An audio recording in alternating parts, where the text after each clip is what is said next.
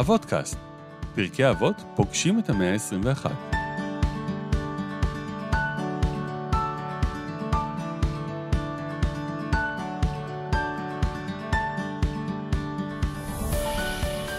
אהלן, שלום, ברוכים הבאים לאבותקאסט, הפודקאסט שמחבר את פרקי אבות לחיים במאה ה-21. אני מתרגש מאוד לפתוח עונה שנייה אחרי פאוזה ארוכה שעשיתי, ויש לי אורח סופר מיוחד היום בשביל לעשות את זה איתי, נועם מנלה, שלום. הלאה, שלום, שלום. האתגר הראשון זה להגדיר אותך, אני יודע. למה צריך להגדיר? או, בדיוק.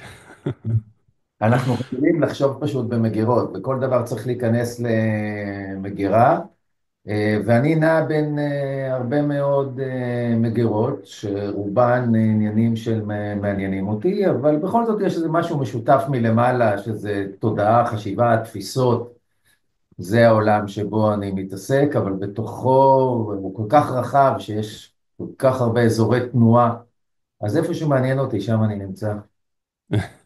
מעולה. אז אני שמח שמעניין אותך פה ואתה איתי ואיתנו. אז אני רוצה באמת לדבר על כל מיני היבטים של העולם הכאוטי שאנחנו חיים בו, ברוח טקסטים מפרקי אבות. ובאמת, המוטיב החוזר שאתה מדבר עליו הרבה זה מים, תהיה מים, be water. ובעולם היהודי, מים זה מטאפורה חזקה, בדרך כלל לתורה. ואתה הזכרת לי, אני שכחתי מהסיפור הזה, באמת דמות שמים שינו את החיים שלה, והוא דמות מאוד מאוד מרכזית בהיסטוריה היהודית, רבי עקיבא, סיפור שמוכר למי שבוגר מסגרות דתיות, על השינוי בחיים של רבי עקיבא. נקרא אותו ממש as is, ונדבר עליו טיפה.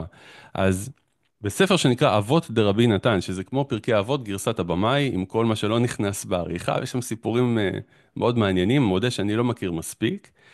מופיע הסיפור הבא על רבי עקיבא. מה הייתה תחילתו של רבי עקיבא? אמרו, בן 40 שנה היה, לא שנה כלום, לא למד כלום, לא ידע קרוא וכתוב הבן אדם. פעם אחת היה עומד על פי הבאר בלוד. אמר, מי חקק אבן זו? זאת אומרת, מי חרץ חריצים כאלה באבן? אמרו לו, עקיבא, אי אתה קורא, אבנים שחקו מים? זאת אומרת, מה, אתה לא מכיר את הפסוק המפורסם מספר איוב, אבנים שחקו מים? בסוגריים אני אגיד, גם אני לא הכרתי, אני לא, איוב הוא לא חזק, לא מאוד מאוד פופולרי מסיבות מובנות. המים שנופלים עליה תדיר כל יום, הם עשו את החריצים היפים האלה. אמר רבי עקיבא, וכי ליבי קשה מהאבן? לך ואלמד פרשה אחת מהתורה. הלך לו לבית הספר והתחיל קורא בלוח הוא ובנו. וזה ממשיך, אני עוצר פה. זאת אומרת, נכנס לבית ספר, כיתה א' או טרום חובה עם הבן שלו, ולמד מהאותיות, הוא לא ידע אותיות, לא ידע קרוא וכתוב. שזה מאוד מובן בעולם של פעם, אוקיי, מעט אנשים ידעו קרוא וכתוב. ולמד 40 שנה ונהיה רב גדול וענק וגם עשיר, וכל הסיפורים עליו, והוא גם מאוד מאוד השפיע גם על ההלכה, גם על המחשבה היהודית, גם על הלאומיות היהודית, שתמך במרד בר כוכבא, דמות מאוד מאוד משפיעה. אז הוא ראה את המים שככה חרצו באבן, והוא ראה בהם כוח להתמדה. ו... אבל יש פה כמה דברים מחשבתיים נורא מעניינים מבחינתי, ושוב אני אגיד, אני לא מתעסק עם פרקי אבות, וזה לא זו המשבצת שלי, כן, אבל יש בסיפור הזה של רבי עקיבא ואבנים שחקו מים, יש פה שני דברים מעניינים. אחד, המשמעות לעומת ספר איוב באיזשהו מקום מתהפכת, נכון, כי בעצם בספר איוב, למיטב זיכרוני, שווה לבדוק אותי, האבנים לא יכולים לשחוק את המים, וזה בעצם מין פעולות חסרי תוחלת כאלה, שלא מביאות אותך לשום מקום. אבל כשהוא אומר, אבנים שחקו מים, הוא בעצם מתכוון הפוך. המים שחקו את האבן, במונחים שלנו היום זה המים שחקו את האבן. כן, ואז הוא אומר, הוא ממשיך, הרך יפסל את הקשה. נכון, ומה שאני אוהב במטאפורה של המים, ובכלל בהתעסקות הזאת, ותכף נדבר גם על הבי ווטר, זה קשר מאיזה מקום, זה שהמים יש להם שתי תכונות מדהימות מבחינתי. אחד, הן מתאימות עצמן לסביבה, ואנחנו חיים בסביבה משתנה, כאוטית, מטורללת, שכל רגע קורה משהו. Mhm. והדבר השני, המים מעצבים את הסביבה. המים ששוחקים את הסלע, את האבן, פותחים יובלים בנהר, הם מעצבים את הסביבה. ואני חושב שזה גם התפקיד שיש לכל אחד מאיתנו בעולם הזה, בין אם אתה הורה, מנהל, פרופסור באקדמיה שיש לו סטודנטים או מפקד בצבא, אתה צריך להבין בעצם גם את ההשתנות, גם לעשות התאמות, אבל לא להתבטל בפני ההתאמות האלה ולהשפיע על הסביבה. ואני חושב שרק מתוך שני הדברים האלה, היכולת התאמה והגמישות המחשבתית, ומצד שני יכולת ההשפעה וההבנה של העולם הזה, מתרחשים דברים מאוד מאוד מעניינים שיכולים להשפיע, ואני חושב להעשיר את החיים של כולנו, וזה בלי להיכנס לכל הזוועה שיש היום בעולם, וכל הפחדים והחרדות, וחלקן מובנות ומוצדקות, וחלקן פרנויות. אז כן. לגמרי, מה עם אז שתי מטאפורה? שאלות, אבל אז אתה אומר בעולם, זאת אומרת, הכאוטיות היא רק בישראל בגלל מלחמה וכל המצב, או שזה עולמי? מה פתאום? זה עולמי לחלוטין. דרך אגב, כשאתה אומר להיות מים, be water, אז כמו החוכמה היהודית, יש את החוכמה הסינית הזאת. מהמם. וזה מגיע משם, אבל בשנת 1971, ברוס לי, לוחם הקונג פו האגדי, הפילוסוף, שהיום נמצא בתחייה מטורפת מבחינת ההשפעה שלו, הוא מגיע לראיון טלוויזיה אייקוני בהונג קונג, תעשו ביוטיוב, ברוס לי, אינטרוויו, ושם הוא מסתכל על העולם שבו הוא חי, 53, 54 כבר שנה מהיום, והעולם נראה לו כאוטי, דינמי, משתנה. במונחים של היום זה מצחיק, זה עולם בסלואו מושן. כן, אבל הוא אומר, בעולם כזה אתה צריך רגע לנשום עמוק, empty your mind, הוא אומר, ואז הוא אומר, water can crash, water can flow, והמשפט האלמותי מהרעיון הזה, זה be water, my friend, בגלל שהעולם הולך ונהיה יותר ויותר ויותר כאוטי, בגלל כניסה של הטכנולוגיה, רשתות חברתיות, כל הדבר הזה בעצם פורם את המבנים החברתיים, וכשהמבנים החברתיים הישנים, או הקודמים, נפרמים, אנחנו נמצאים בתקופה שאנחנו צריכים לבנות מבנים חדשים, תפיסות חדשות, רגש חדש כלפי המציאות, תקופה מאוד מבלבלת, מטורללת, מפחידה, ולכן היא כל כך כאוטית בפנים. עכשיו, כשאנחנו נמצאים בכזה כאוס, השאיפה המיידית שלנו היא לסדר. כן, ובעצם אם הסדר היה פעם האנטיתזה של הכאוס, אז היום אחד הדברים שהכי מגניבים אותי זה היחסים החדשים בין הכאוס לסדר, מה שנקרא קאו אורדר, עובד בעברית גם יפהפה, כאוס סדר, מהמם. והם בעצם יחסים מולחמים. אנחנו בתוכנו צריכים, אחד, לשאוף לסדר, מצד שני, לשאוף לתנועה, לכאוטיות, לדינמיות, כי היא מכניסה את ההשראה, את היצירתיות, את התקדמות שלנו. אז כל הזמן, אם אתה חי בעולם מסודר מדי, תשאיר אותו בכאוס, אם זה כאוטי מדי, תשאיר אותו בסדר, אל תהיה עבד של אף אחד מהם. מהמם. מדהים. אז זה מה שמוליך אותי לאיזושהי אמירה מפרקי אבות, שחשבתי שיהיה מאוד מאוד מעניין לשמוע מה אתה חושב עליה, שאולי יכולה להיות איזה עוגן באמת בין הכאוס לסדר. אמירה מפרקי אבות, רבן גמליאל היה אומר, עשה לך רב והסתלק מן הספק, וחלק שלישי, אל תרבה לעשר עמדות, שזה משהו נישתי בעולם ההלכה, אבל שאומר, אל תעשה פעולות שיש בהן הרבה הזדמנויות לספק ולבלגן, תתרחק מפעולות כאלה. אבל עשה לך רב והסתלק מהספק.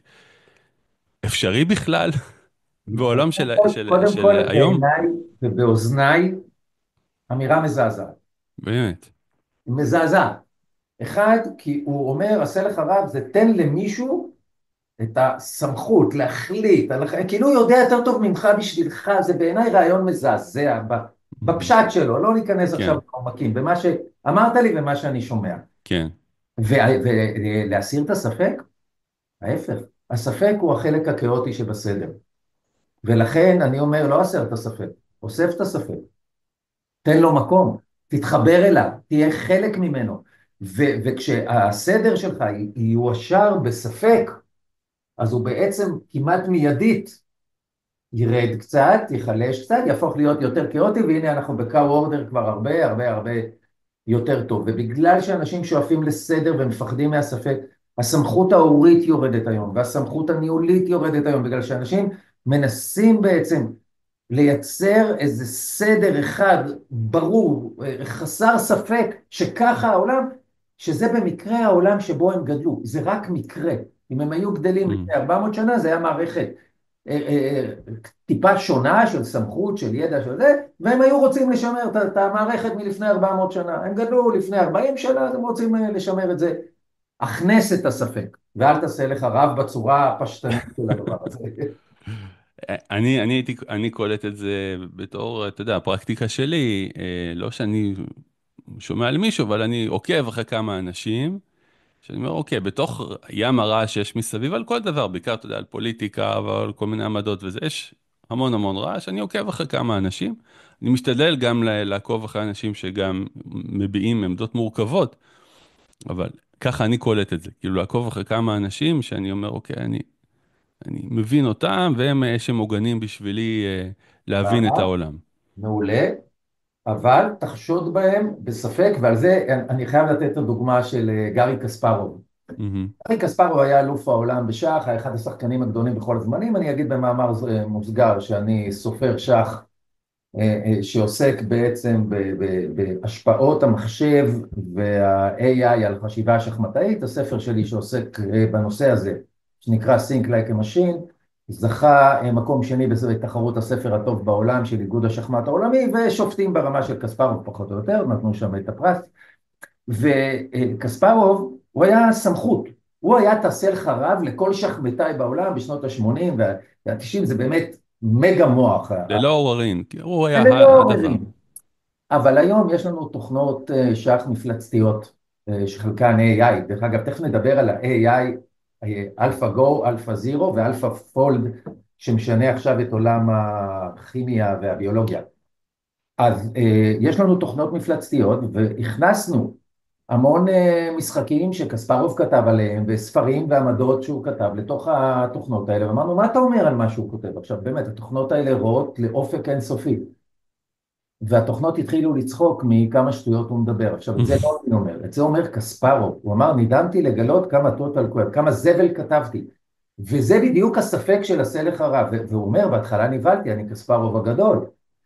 ואחר כך הבנתי שבעצם צריך לבדוק כל סמכות, לבדוק אותה לעומק, מפני שגם הדברים שהיא אומרת בטון נורא סמכותי עם ביטחון מוחלט, הכל מוטל בספק, והספק הזה הוא משחק לטובתנו, והוא מעשיר אותנו, והיום הוא פועל ביחד עם הרווארד ומאיו קליניק שמצטטים אותו, לשנות בעצם את האינטואיציות שלנו, בגלל שהוא אומר, העולם כל כך השתנה שהרבה מהאינטואיציות לא מחזיקות מים, כבר אפרופו מים, ומה שקורה בעצם, היום התחום הכי מעניין אותי ב-AI, זה לא artificial intelligence, זה artificial intuition. זאת אומרת, עובדים היום בלייצר כלים שיעזרו לנו לשפר את האינטואיציות שלנו, כי הרבה מהן כבר לא רלוונטיות.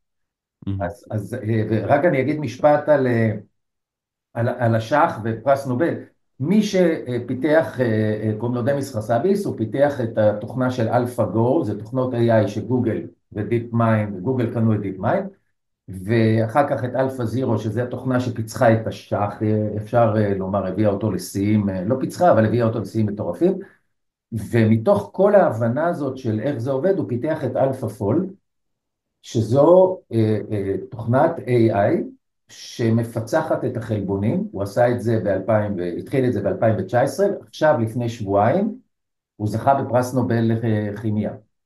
פעם וואו. פרס נובל לקח 50 שנה, 40 שנה, 5 שנים פרס נובל.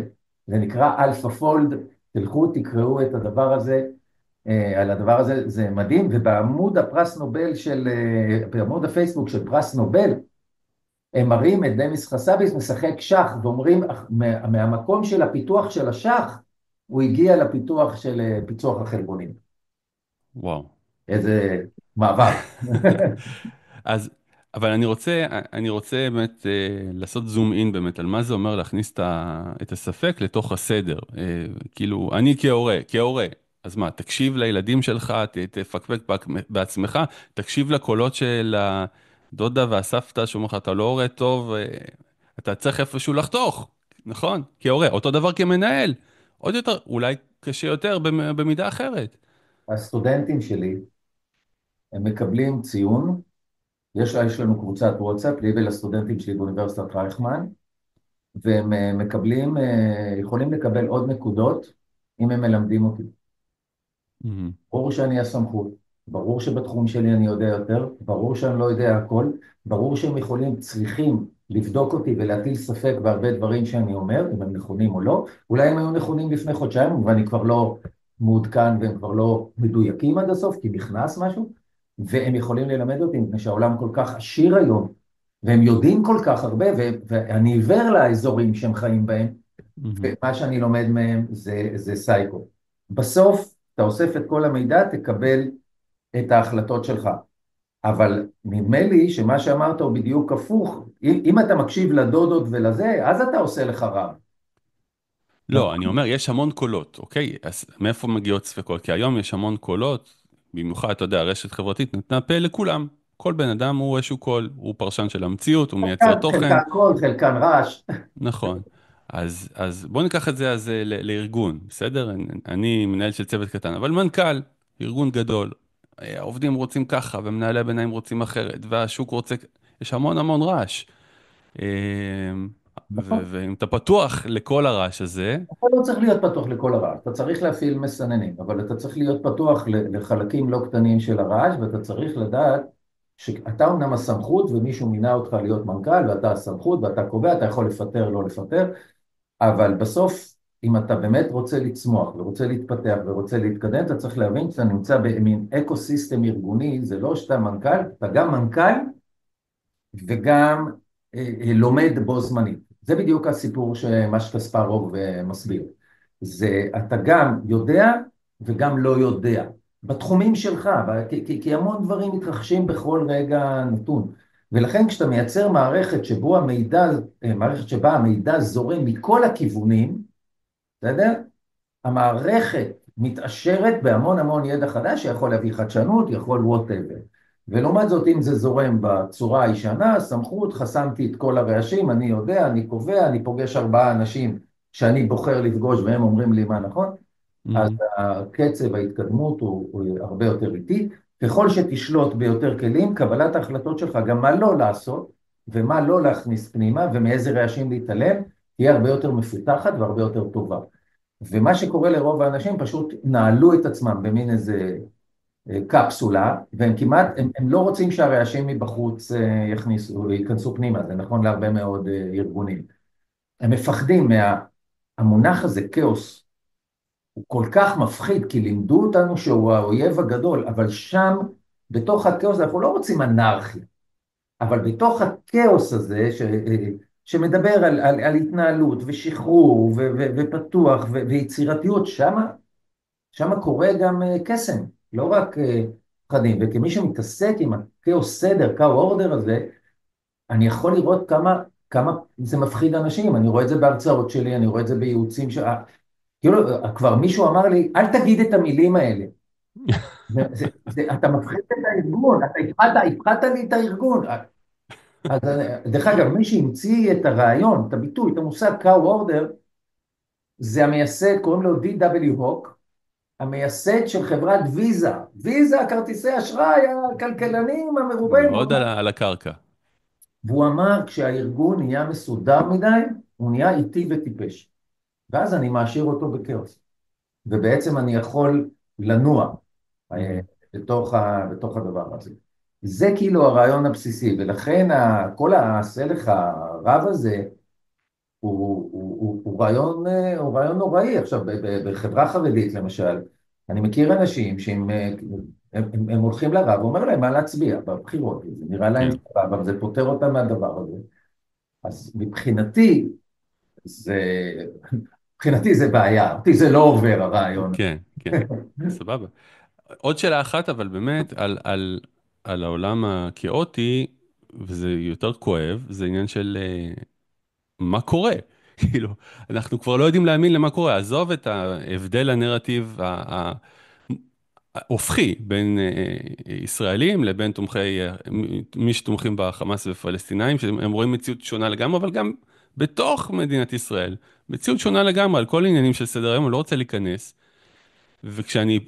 אני מעיד על עצמי, כשאני פותח את עצמי לקרוא עוד דעות, אני אומר, רגע, אבל אולי הם צודקים, אנשים שאני לא מתחבר אליהם ערכית ורעיונית, אבל הם מציגים כל מיני עובדות ודרך אחרת להסתכל על המציאות. וכשאני פותח את הדלת לספקות האלה, אני מהר מאוד מגיע למצב של, אני אומר לעצמי, אני לא יודע מה קורה. אין לי דרך לדעת מה נכון ומה לא נכון. ומה זה עושה לך שאתה לא יודע מה קורה? למה אתה לא מרגיש עם זה בנוח? כי לא לימדו אותך. בגלל שלימדו אותנו לחיות בעולם נורא נורא מסודר. ונכון, העולם מתפרק לנו. העולם המסודר מתפרק. ובגלל שאנחנו לא מחונכים, אף פעם לא לימדו אותנו לחיות בסביבה יותר פתוחה ופחות ודאית, אז יש לנו כאוס פנימי, כאוס רגשי. אנחנו במבוכה נורא נורא גדולה מול המציאות.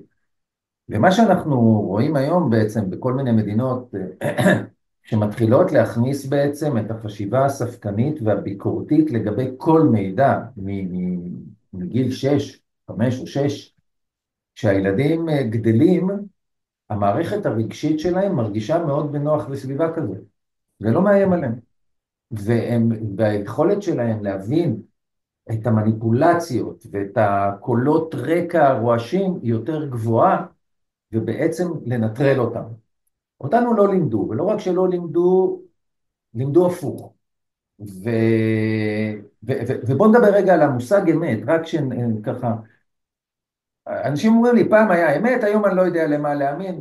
לא הייתה אמת, אף פעם לא הייתה אמת. האמת נשלטת על ידי כוחות ששלטו באמצעי התודעה, אבל היה דבר אחר. בעיקר נלך למדינת ישראל, שנות ה-70, שנות הזה. היה ערוץ אחד, אוקיי? אז בעצם מה שהיה, והיה מעט כלי תקשורת, לא מה שאמרו לנו היה אמת. אנחנו הסכמנו שמה שאומרים לנו זה אמת. אמא שלי אמרה לי כן. פעם, אבל זה היה כתוב בעיתון. זאת אומרת, אנחנו הסכמנו שמה שאומרים לנו, רובנו, לא כולנו, הסכמנו, מסה מספיק גדולה, 70-80%, שמה שכתוב שם זה אמת. מה שהחזיק אותנו כחברה, זה לא האמת, זה ההסכמה, זה היה הדבק. מה שקרה היום, ההסכמה התפוררה. אנחנו כבר לא מסכימים. אז זה לא, אז לכל אחד יש את הנרטיב שלו, ויש את הקהילה שלו, ויש את הקבוצה שלו, ואנשים שמבינים את העולם שלו, ואנחנו צריכים בשביל זה לבנות מבנים חברתיים דמוקרטיים חדשים, שמסוגלים להכיל את העולם שאין בו דבק. זה אפרופו אתה גם, אומר לא להילחם בזה, אתה לא מנסה להדביק מחדש את העולם, אתה אומר אי אין, אפשר להילחם חבל בזה. על הזמן. אתה מתפורר כשאתה נלחם בזה. אתה מתפורר, כל הדמוקרטיות נחלשות היום. הן נחלשות מפני שהן לא משתנות. תסתכל את הדמוקרטיה במדינת ישראל, ואני לא נכנס בכלל לדיון פוליטי. היינו, כשהוקמה הכנסת ב-949, היינו 650 אלף בני אדם. אמרו 120 חברי כנסת מייצגים 650 אלף בני אדם. היום אנחנו 10 מיליון. כמה חברי כנסת יש? 120 אותו דבר. חברי כנסת. זאת אומרת, לא זז במבנה שום דבר. ואנחנו כבר במקום אחר, במדיות אחרות, בתודעה אחרת. כל המבנה צריך להשתנות. ואני חושב שמדינת ישראל, בגלל שהיא עבדה את עצמה ב-20 שנה האחרונות, לכן ביבי, לא ביבי, היא בעצם איבדה את החשיבה של המבנה החדש שיכול להכיל את המורכבות הזאת, מה שרובי ריבלין ניסה לעשות בנאום השבטים המפורסם שלו. מהמם. זאת אומרת, אנחנו צריכים להבין את המבנה החברתי של חברה שאין לה דבק אחד, יש לה עשרות קבוצות, של כל קבוצה יש את הדבק שלה. וזה מייצר המון תודעות, רב תודעתי העולם, כן, רב נרטיבי. כן, וגם זה רעיון שמפחיד לקבל אותו. נכון? ואז גם ואני אני רוצה, נבהל, גם אני נבהל, זה לא שאני לא נבהל, גם אני נבהל, אבל כי גם אותי לא חינכו ככה, אבל אני מסתכל על זה ואני מנסה לנתח את זה ולהבין את זה, ולהבין גם לאן זה לוקח ומה צריך לעשות במקום להיבהל ולהיות משותק, מה צריך לעשות, כי זו המציאות כפי שאני תופס אותה. דרך אגב, אחד הדברים, אפרופו עשה לך רב, זה שמה שקורה בכל מיני מקומות בעולם, מחפשים מנהיג חזק. זה חוזר, כן. אז מה קורה? אנחנו מקבלים דיקטטורים, בגלל שכאילו יחזיקו לנו את המציאות, זאת אומרת, אנחנו כל כך נבהלים שאנחנו כבר רוצים דיקטטורים. עשה לך רב והסר את הספק. כך פוטין. נכון, כן. אז לא. או טראמפ, שמקרין חוזק לפחות. נכון, שהוא מקרין חוזק, מקרין עוצמה. אני רוצה לגעת בנקודה שדיברנו על זה, שבאמת הרעיונות שאתה מדבר עליהם מפחידים, אפילו גם אותך. אה, באמת הקשבתי להרבה ראיונות איתך. פעם ראשונה שמעתי אותך זה, התראיינת אצל ליאור פרנקל, פודקאסט מאוד מאוד מצליח של פופקורן, אני חושב ראיון שני, ותוך כדי הרעיון אני שומע אותו נבהל ממך, ומתווכח איתך כאילו, וזה היה מרתק. ובאמת הקשבתי להרבה מאוד ראיונות איתך, ואני חושב שבאמת כמו מים, כשאתה מקשיב לזה, יש רגעים צלולים, אני מדמה את זה לרגעים שמה שאתה אומר, הכל צלול, הכל זה, ואז כמה זמן אחרי, הכל שוב מתערבב לי בראש, וגם אני מגלה התנגדויות פנימיות. ואתה אומר גם, אנשים אמרו לי, אל תדבר, אל תזכיר מילים, הרעיונות שלך מפחידים. ואני רוצה שנייה לגעת בזה ולחבר את זה לעוד אמירה מעניינת מפרקי אבות. הלל אומר, אגב, הוא הסבא של האדם שדיברנו עליו קודם, הוא הסבא שלו. הלל אומר, אל תאמר דבר שאי אפשר לשמוע, שסופו להישמע. שזו אמירה קצת חידתית, ולא ממש ידעו לפרש אותה. אחד הפירושים, שאני חושב שקשור אלינו, זה אומר, אל תגיד לה, תבוא למסרים לציבור דברים שהם לא יכולים לקלוט בהווה והם יבינו בעתיד, כי בהווה יבינו לך לא נכון ויעשו לזה פירוש רע. וזה ממש, אני חושב, שנוגע לדברים שלך. הייתי רוצה לדבר על זה קצת. האם אתה מזדהה עם זה? האם הגעת, אני יודע שאתה מייעץ לארגונים גדולים, לצה"ל וזה, איפה אתה מגלה פחד? איפה אתה מגלה שהרעיונות לא מחלחלים, או שיש משהו התנגדות? אתה יודע, זה כאילו מה שהלל הזקן אומר, הוא בכלל, מחשבתית הוא איש מדהים. מלא אמירות מדהימות יש לו, כן. האמירות, המחשבה שלו מדהימה בהרבה מובנים. זה בעצם האלף בית של כל עולם הפרסום והשיווק. אה, תגיד לאנשים את המציאות שהם יכולים להכיר. מהמם, אבל אני מוכן לשלם את המחיר של אי הנוחות שאני גורם לאנשים עם הרעיונות האלה, כי אני חושב שככה אני מקדם אותם, אני חושב שהם צריכים את זה, אני חושב שבגלל התנועה הבאמת מטורללת הזאת של העולם, הרכות של המסר היא לא תעבור. מהמם, ו, ולכן אני החלטתי שאני הולך עם הדבר הזה. אני חושב שזה משהו שאנשים יכולים להקל, אני לא כזה מפחיד, זה רגע מרתיע, רגע זה קצת שנייה צריך לחשוב על זה, אבל אני יכול להגיד לך מניסיון של 15 שנה שאני עוסק בדברים האלה בצורה מאוד מאוד עמוקה, אה, זה עובד. ואני מהמם. אספר משהו על הצבא, הזכרת את הצבא, כן. אני הייתי באיזה סשן במטכ"ל יום אחד, לפני איזה שנתיים, ואחד האלופים שאותו אני מלווה ויועץ לו, הוא מציג אותי. הוא אומר, אני רוצה להציג את נועם מנלה, ואז הוא פתאום נתקע רגע, כי הוא לא חשב מראש איך הוא יציג אותי, ופתאום המגירות האלה, לאיזה מגירות מהמם. הכניס אותי, אבל הוא לא כך ידע, ואז הוא הסתכל עליי, הסתכל על הרמטכ"ל, ואמר לו, זה נועם מנלה, אנרכיסט. עכשיו, צבא מבוהל מאנרכיזם, אוקיי? ועל זה אמרתי לו, דרך אגב, רוב האלופים מכירים אותי ברמטכ"ל, יודעים שאני לא אנרכיסט, אתה יודע, מקסימום קצת רעיונות כאלה, טיפה חתרניים. כן. כשהעולם היה מאורגן ומסודר, אז נניח שאנשים כמוני קצת יותר חתרניים בחשיבה, נגיד הם אנרכיסטים. אנחנו חיים בעולם אנרכיסטי, מהמם.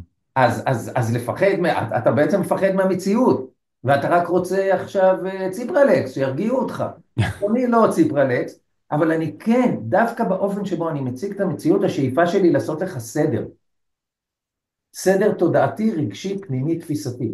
ואחד הדברים הכי חשובים כשאני מלווה אלופים, מבחינתי, זה שאני לא פוגש אותם בלשכות שלהם. אם הם רוצים מהמם. פגישה איתי, זה או בית קפה, זה הם לא אוהבים, הם לא באים, או אצלי בבית. וכשהם באים אליי הביתה, עכשיו, למה זה חשוב שזה לא יהיה בלשכות שלהם? כי שמה הכל מגונן על החשיבה שלהם. כל הלשכה והפקידים והפקידות, וכשמכניסים אותך לחדר, גם לא אומרים את השם שלו, האלוף קבל אותך. האלוף, כשאומרים ושולחן לך, האלוף גדול, קבל אותך. או מנכ"ל הבנק, הוא גמור, הוא לא יכול להיפתח. כשהוא בא אליי הביתה, הוא בא עם ג'ינס, ובא ערן, ובא זה, ובא זה, אז הוא יכול להיפתח. אז הוא פחות מבוהל. ואז קורה משהו, ואני חושב שאם מדינת ישראל הייתה מבינה את העולם הכאוטי, בעולמות התודעה, וגם בעולמות מה שקורה פה באזור, אולי היינו במקום אחר. בטח במלחמת התודעה מול החמאס, שאנחנו עושים הסברה והם עושים תודעה. הסברה זה דבר מאורגן, תודעה זה דבר כאוטי, מהמם. ולכן הם מביסים אותנו בכמעט כל פינה של הדבר הזה. ואני חושב שאמ"ן הוא גוף שחושב מסודר מדי, מאורגן מדי, ולכן קשה לו להבין מחשבות כאוטיות והפתעות כאוטיות, ולכן הוא מפספס פעם אחר פעם. עכשיו, באמ"ן יש יחידה שנקראת איפכא מסתברא, שהתפקיד שלה היא בעצם להגיד הפוך, בעקבות יום כיפור, כן. אבל זה רק עושה רעש במערכת. ומה שקורה, קראתי לפני שבוע שראש אמ"ן החדש, הוא מחזק את יחידת איפכא מסתברא. זו טעות נוראית בעיניי. כן. הוא צריך זה לסגור את איפכא מסתברא, ולהפוך כל אדם באמ"ן לאדם שהוא גם מסודר וגם איפכא מסתברא. אבל מה הוא עשה? הוא אמר להם, אתם תהיו מסודרים, יש לי מי שיחשוב. זה לא עובד. זה המגירה של הבלגן שם. נכון, ואז שמים אותה במגירה של הגרביים, ואתם עושים רעש, וזאב, זאב, זאב, זאב, וזה מה שקורה להם כל הזמן, גם כשהם מזהים. ולכן זה בדיוק הרעיון ההפוך ממה שצריך. וזה רעיון שהוא אולטרה מסודר, אני אשלוט בסדר ואני אשלוט בכאוס. אתה מסודר, אתה כאוס. לא. ולכן בעצם אמ"ן, אם הוא רוצה לצמוח ולהיות גוף הרבה יותר רלוונטי בעיניי לתקופה הזאת, כל אחד צריך להיות גם מאורגן וגם איפכא מסתברא. כל אחד באמ"ן. אם אתה יכול להרחיב, אני לא יודע, על החיבור שלך לצבא, כי נניח אם הייתי צריך לנחש, באיזה ארגונים אתה מייעץ על כאוס סדר, אז הצבא היה מקום אחרון בניחושים שלי. איך החיבור הזה קורה בכלל? כאילו זה הגוף הכי היררכי, שמה שגורם לו לעבוד זה ההיררכיה והציות. מה שגורם לו לעבוד זה ההיררכיה, ומה שגורם לו להיות בינוני זה ההיררכיה. Mm, כי ההיררכיה גורמת לאנשים לפחד, לא לדבר, חלקם עוזבים, חלקם מעבירים באיזה צינורות היררכיים איזה מידע וזה נתקע. ובעצם הרומן שלי עם הצבא התחיל בהרצאות על שאלת הסמכות של הדור הצעיר לפני 10-12 שנה מול המפקדים, מול זה, כבר התחילו הרשתות והרגשנו את הפרימה של הסמכות הישנה, והצבא mhm, התבלבל. וכשהתחלתי להרצות, אז זה היה מאוד מאוד חשדני, אבל אמרו זה חשוב, חשוב שההוא ישמע אותו, מההיררכיה יותר גדולה, וככה מהר מאוד הביאו אותי לכל הצבא, פגשתי וייעצתי לרמטכ"לים ואלופים, ואני יכול להגיד שאם לא היה את הסיפור של השבעה באוקטובר, ישבתי עם ראש אכ"א אצל הרמטכ"ל כמה שבועות קודם, mhm, כמה חודשים אפילו, ובעצם ההחלטה הייתה שצריך לבנות או להעשיר את תפיסת הסמכות בצבא, שמלמדים אותה מבה"ד 1 עד קורסים של תתי אלופים, מפני שמלמדים אותם את אותו דבר עשרות שנים, אבל העולם הוא כן. כבר לא אותו דבר, כבר הכלים והרשת והוואטסאפים, וביחד עם ממד"א, מדעי ההתנהגות בצבא, התחלנו לבנות תוכנית שבעצם מייצרת סמכות, אם אתה רוצה, קאו-אורדרית, מתי זה מסודר, אני אומר לך ואתה עושה, ומתי סמכות יותר מושטחת. עכשיו, אם אתה לא יודע, החייל מתבלבל והמפקד מתבלבל, וזה יוצר מערכת יחסים בעייתית ומהרבה מאוד היבטים. אבל אם אתה מקבל כלים מחשבתיים ורגשיים לדבר הזה, אז אנחנו רואים נפלאות. והניסיון הכי גדול שעשינו זה היה במחאת השריון. ואף אחד לא רצה את החיל הזה, והשתחנו שם, וקשנר, קצין שריון ראשי, תת-אלוף גיא חסון, התחיל לפתוח קבוצות וואטסאפ עם מלש"בים. קצין שריון ראשי, שוב, אני ביחד, רוצה לוודא שהבנתי. קצין צ'רלי שריון ראשי. רותם, קצין שריון ראשי, תת-אלוף גיא חסון, אה, התחיל לייצר דיאלוג עם הציבור, הוא עשה פייסבוק לייב, ראו אותו עשרות אלפי אנשים. זה וואו. הראשונה בצבא, עמד תת-אלוף בלייב, ועונה לאנשים. עכשיו, אתה לא יודע, זה יכול להיות ילד בן 17, ההורה שלו, מי שהתגייס לפני שנה, אח של ההוא, והוא צריך לענות, והם שואלים אותו שאלות נוקבות. פעולה מטורפת. אז אגב שריון, הזכרת שריון, ואני רוצה לקראת הסוף שלנו,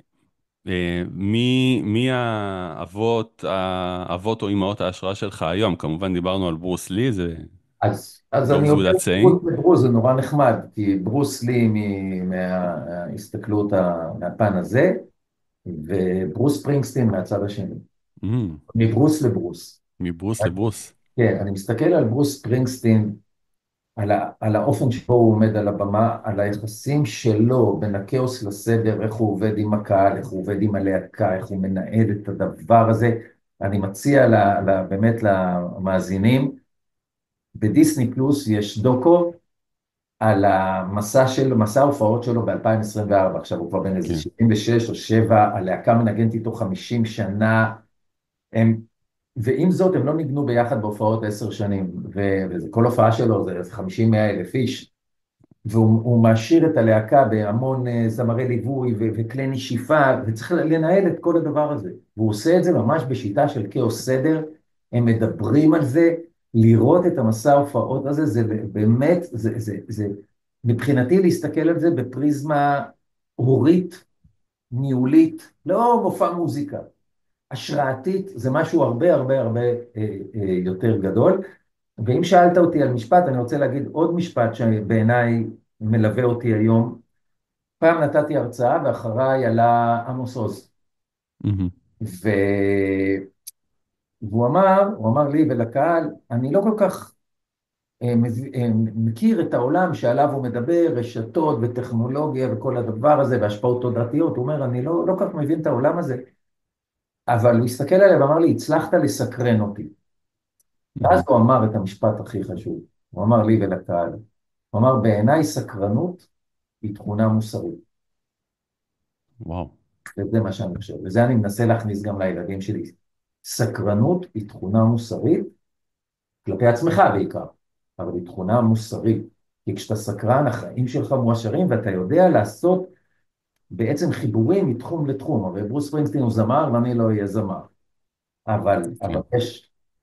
אני מוצא המון המון ממשק בצורת החשיבה, ואני מקבל ממנו המון השראה. הסקרנות היא תכונה מוסרית. וואו, מדהים. בדרך כלל השאלה האחרונה שלי זה, אם היית צריך לנסח משפט לפרקי אבות חדשים, מה זה היה? אבל אני חושב שהרגע אמרת את זה. הוא לא שלי. אה, אני חושב שהרגע אמרת את זה, אבל וואו, תודה רבה. אה, תודה רבה, אני חושב שזה אחלה משפט לסיים איתו, אבל אין לי הרבה מה להגיד אחרי זה, אני מזדהה כן, ומסכים עם זה. נשאיר את האנשים עם הסקרנות. אני יכול להגיד אולי עוד משפט אחד. בעיניי, לצד הסקרנות, אנשים, וזה גם משהו אולי ששאלת אותי קודם באיזה צורה עקיפה, אנשים צריכים לשאוב השראה. אבל החוכמה היא לא לשאוב השראה מאנשים שעושים את מה שאתה עושה, אוקיי? זאת אומרת, מה קורה? פעם כל מנהל קרא את ספרי הניהול שלי, היה לנצח נבנו. הוא הצליח לא. אם אתה עוסק בניהול, תיקח השראה איך קוראים לו? מברוס פרינגסטין. וכשאתה רואה דברים, תשתדל להיות מסוגל להעביר את הדברים מתחום לתחום, וזה בעצם דמיס חסאביס. הוא עשה תוכנת שח, ואז הוא הבין את אותו מנגנון חשיבתי, אני יכול להפעיל על חלבונים, מהמם. ואז הוא מקבל בעצם פרס נובל בכימיה. ואני חושב שהשראה זה הסיפור הכי גדול, והשראה תקבל ממקורות שהם שונים ממך, לא מהדומה. זה אחת הבעיות של הרבה מאוד מנהלים, ובכלל הרבה מאוד חברות שהן סגורות בתוך מוקדי השראה נורא מצומצמים. מהמם. וזה ההפך, ובעיניי הרבה פעמים ההפך מהשראה, מצמצם. זהו, מדהים, מסכים לגמרי, תודה ענקית. תודה, אני, בשמחה. תודה על הזכות לארח אותך פה, כיף. והיה לי ממש כיף, תודה רבה. והעיקר שלא נבהלת. ביי ביי.